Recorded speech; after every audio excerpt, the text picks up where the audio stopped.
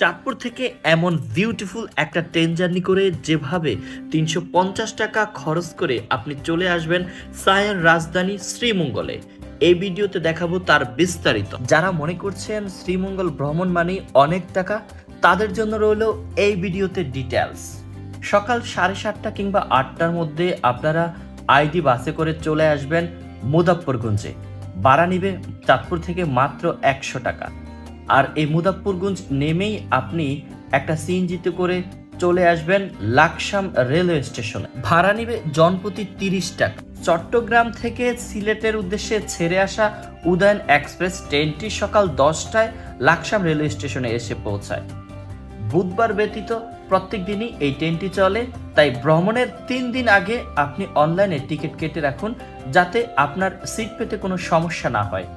আমরা non AC এই শোভন শেয়ারের টিকিট কেটেছি, যার দাম পড়েছে মাত্র 190 টাকা।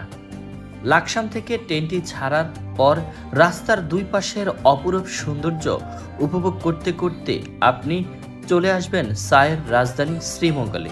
সময় লাগবে মাত্র 4.5 থেকে 5 ঘন্টা।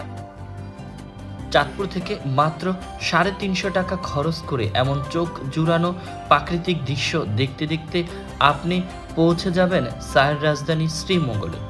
এই ভিডিওটি অবশ্যই আপনার গ্যালারিতে সেভ করে রাখুন, যাতে কখনো লাকসাম হয়ে শ্রীমঙ্গলে আসলে এই ভিডিওটি দেখে আপনি আসতে পারেন। প্রিয় দর্শক, আপনারা কখনো সায়ের রাজধানী শ্রীমঙ্গলে এসেছেন কিনা অবশ্যই কমেন্টে জানাবেন। আর হ্যাঁ, এটা কিন্তু আমার প্রথম শ্রীমঙ্গল জার্নি। অবশেষে আমরা চলে এলাম সায়ের রাজধানী শ্রীমঙ্গলে। সবাইকে স্বাগত জানাচ্ছি। আমরা চাঁদপুর থেকে চলে এসেছি সায়ের রাজধানী শ্রীমঙ্গলে। এই যে ট্রেনটি দেখছেন, এটিতে করে আমরা এসেছি। আর আমরা এই